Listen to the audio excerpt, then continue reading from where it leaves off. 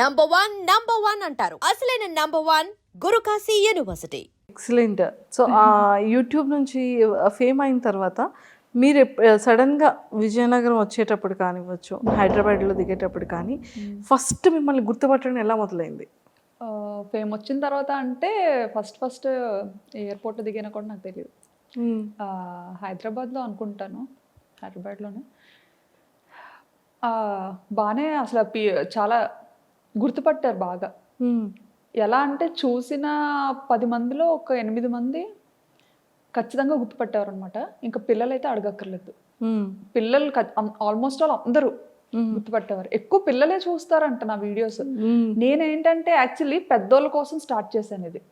ఎలా అంటే ఒక 40+ 50+ ఉన్న ఏజ్ గ్రూప్స్ ఉంటారు కదా, వాళ్ళ గురించి స్టార్ట్ చేశాను అనమాట. ఎలా నాకేంటంటే నాకు కొంచెం అమ్మమ్మలతోని, నాన్నమ్మలతోని, వాళ్ళతోని కనెక్షన్ ఎక్కువ.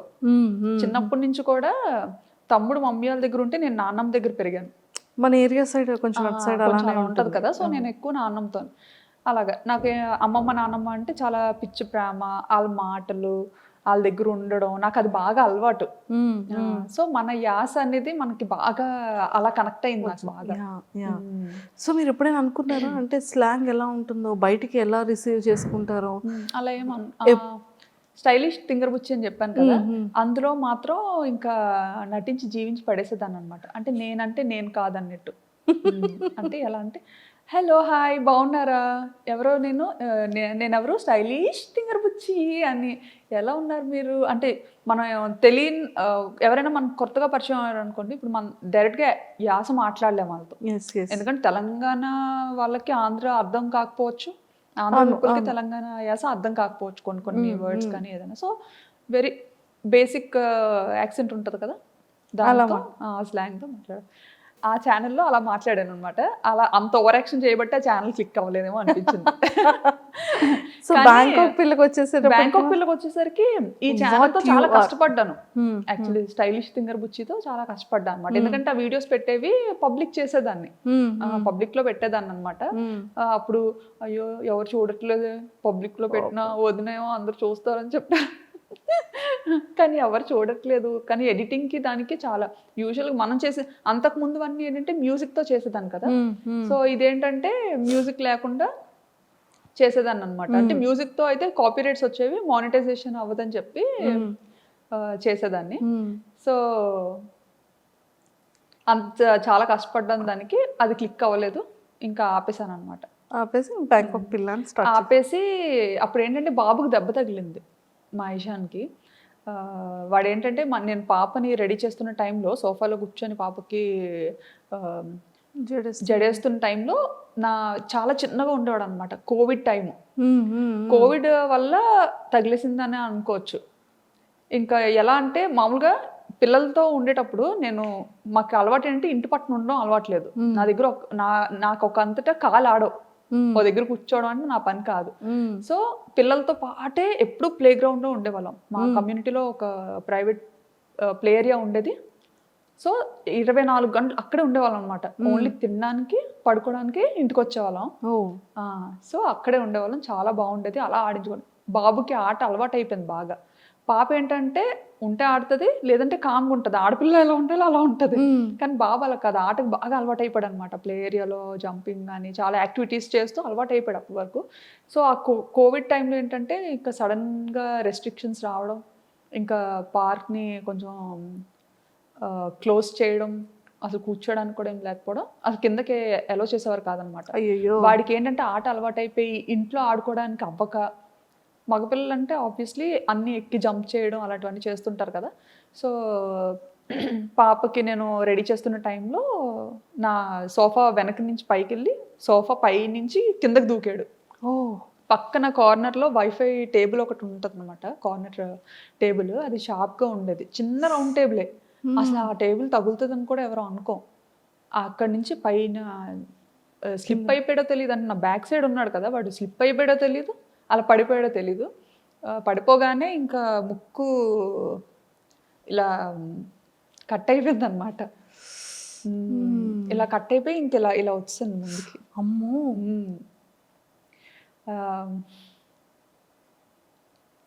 అయ్యయ్యో!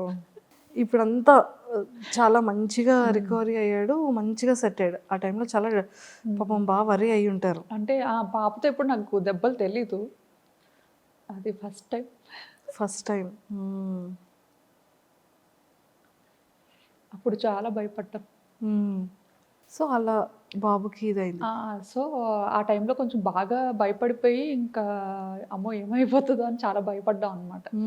భయపడి ఇంక వెంటనే పట్టుకొని పరిగెత్తాం బాబుని. పట్టుకొని పరిగెట్టే టైంలో ఆ టైంలో టాక్సీస్ కూడా దొరకడం చాలా కష్టం. అంటే కర్ఫ్యూ లాగా మనకి ఎలా ఇక్కడ పెట్టారో అక్కడ కూడా కొన్ని టైమింగ్స్‌లోనే బయటకి ఎలో చేసేవారు. సో, మనకి పబ్లిక్ ట్రాన్స్‌పోర్ట్ కూడా చాలా తక్కువ అన్నమాట. ఇంకా యాక్చువల్లీ చాలా సెన్సిటివ్. అసలు దుమ్ము ఇదంతా తను బ్రీత్ ఎలా చేయగలిగాడు? ఏమో మరి ఇంకా ఒక 2 నిమిషాలు ఏడ్చాడు అంతే. ఆ తర్వాత వెంటనే ఆపేశాడు అనమాట. మరి అదంతా ఏమైందో ఏమో తెలీదు కానీ ఇంకా బ్లడ్ మాత్రం అసలు ఆగలేదు. ఫుల్ బ్లీడ్ అవుతుంది. ఇంకా భుజం మీద వేసుకొని ఇంకా ఆయనకు కూడా గూగుల్ ఇంటర్వ్యూ అవుతుందన్నమాట. ఇంకా మధ్యలోనే ఆపేసి వచ్చేసారనమాట. పరిగెత్తుకొని ఇంకా వెళ్ళాం. పాపను మాత్రం ఇంట్లో వదిలేసి వెళ్ళిపోయామన్నమాట. ఫస్ట్ టైం పాపను ఒక్కదాన్ని అలా ఇంట్లో వదిలేయడం. అంటే బయట అసలు ఎలా ఉంటుంది ఏంటి, కోవిడ్ కదా బాగా ఎక్కువ ఉండేది. సో పాపకు మళ్ళీ ఏమైనా ఇన్ఫెక్ట్ అవుతుందేమో అని భయం. సో అలా ఎత్తుకొని రోడ్డు మీద పరిగెడుతుంటుంటే ట్యాక్సీ కోసం అంటే ఈ లోపు ఏమవుతుందా అన్న టెన్షన్తో ఇంకా పరిగెడుతూనే ఉన్నాం ఎక్కడ ఆగకుండా. పరిగెడుతుంటుంటే ఒక పాకిస్తానీస్ కమ్యూనిటీలో పాకిస్తానీస్ వైఫ్ అండ్ హస్బెండ్ అప్పుడే బయలుదేరుతున్నారు అనమాట వాళ్ళ కార్లో. వాళ్ళు ఇంకా బాబుని చూసి మేము ఏడుస్తూ పరిగెత్తడం చూసి వెంటనే ఆగి వాళ్ళు ఏ పని మీద వెళ్తున్నారో తెలియదు కానీ వెంటనే కార్ ఎక్కించుకొని ఇంకా హాస్పిటల్కి తీసుకెళ్ళి ఇంకా చాలా హెల్ప్ చేశారు. ఇంకా 2 చేతులతో దండం పెట్టి ఇచ్చారు. ఎంత చేసినా ఇంకా నేను అది మర్చిపోను. వాళ్ళు మాత్రం చాలా మంచి ఫ్రెండ్స్. సో వెంటనే బాబుని ఇంకా తీసుకొచ్చేసారా? స్ట్రిచెస్ ఇవన్నీ అయిన తర్వాత వెంటనే తీసుకొచ్చేసారు. మళ్ళీ అక్కడ హాస్పిటల్లో ఉండడానికి అయ్యి ఉండదు? లేదు, వెంటనే పంపించలేదు. హాస్పిటల్కి తీసుకెళ్ళాము. అక్కడ కొంచెం లేట్ చేశారనమాట. ఎందుకంటే ఎమర్జెన్సీ వార్డులో పెట్టి కోవిడ్ టెస్ట్లు 3కి చేసి అప్పుడు ఎలో చేసి బాబుని ఆ నైట్ అయితే ఇంకా ఉండిపోవాలి అని చెప్తే అక్కడే ఇంకా హాస్పిటల్లో స్టూడియో రూమ్ తీసుకొని బాబుతో పాటు నేను ఉంటే ఈయన పాప దగ్గరికి వెళ్ళి ఉన్నారనమాట. నెక్స్ట్ డే మార్నింగ్ ఎర్లీగా స్టార్ట్ చేసే ట్రీట్మెంట్. అప్పటి వరకు అలానే ఉన్నాడు? అప్పటి వరకు అంటే అది మంచిగా ఇచ్చేసారనమాట. బ్లీడ్ అవ్వకుండా అంతా చిన్న ఏజ్ లో బాగానే పెయిన్ ని బేర్ చేశాడండి. అసలు ఆ టైంలో మనకి ఆ సెలైన్ పెడుతుంటారు కదా, రూమ్ లో ఉన్నప్పుడు పెట్టారనమాట. పెట్టినప్పుడు కూడా అప్పుడైనా ఉండేవాడు కాదు. ఇంకా ఫుల్ గా రూమ్ లో తిరిగేయడం, ఆడేయడం, అసలు ఎలా పట్టుకొని ఉండాలి అసలు ఇది ఇక్కడ బ్లీడింగ్ ఆపడానికి అని చెప్పి పెట్టారు. ఇంకా అది లాగేసుకుంటూ ఉండేవాడు. చిన్నోడేమో బాబు. ఒక 1.5 year ఉంటదేమో అప్పుడు. అంతే బాబా. అప్పుడు కూడా చాలా చుక్కలు చూసాం కానీ పేరెంట్స్కి ఎవ్వరికి చెప్పలేదు. అత్తయ్య మావయ్యకి చెప్పలేదు, మమ్మీ డాడీకి చెప్పలేదు. ఎందుకంటే ఫ్లైట్స్ లేవు, ఇండియా వెళ్ళిపోవడానికి ఫ్లైట్ లేదు, డైరెక్ట్ ఫ్లైట్. వాళ్ళు రావడానికి సోర్స్, వాళ్ళు రావడానికి ఇది లేదు. మెయిన్ అప్పుడు ఏంటంటే అదే టైంలో మావయ్య చనిపోయారు అనమాట. అయ్యో. ఆ డిప్రెషన్లో కొంచెం అప్పటికి బాగా డిస్టర్బ్ అయి ఉన్నాం ఇద్దరం. ఆ టైంలో ఫ్లైట్స్ లేకపోవడం, అప్పటికప్పుడు చూడడానికి కూడా అవ్వలేదు. ఇండియా వెళ్ళడం అవ్వలేదు. చూసారా, లైఫ్ అనేది అంత సింపుల్ కాదు. అదే ఈ అప్ అండ్ డౌన్స్ చాలా చూసారు మీరు. అవును, చాలా చూసాం కదా. అందరికీ బ్యాంకాక్ పిల్ల అనగానే తిని ఇంత యాక్టివ్గా ఉంటారు, ఇంత బాగా వ్లాగ్స్ చేస్తారు, ఇంత బ్యూటిఫుల్గా రెడీ అవుతారు అనేది. కానీ మీ లైఫ్లో ఎన్ని అప్ అండ్ డౌన్స్ ఉన్నాయో ఇప్పుడు మాకు తెలుస్తుంది. నేను చూపించడం కూడా ఏంటంటే నా వీడియోస్ ద్వారా కొంచెం చూసే వాళ్ళు హ్యాపీగా ఫీల్ అవ్వాలి, ఎవరు సాడ్ అవ్వద్దు అన్న సిచ్యువేషన్స్ మాత్రం నా మంచి మెమరీస్ని క్యాప్చర్ చేసుకొని నా లైఫ్ స్టైల్ బాగున్నది మంచిగా చూపిస్తాను అనమాట.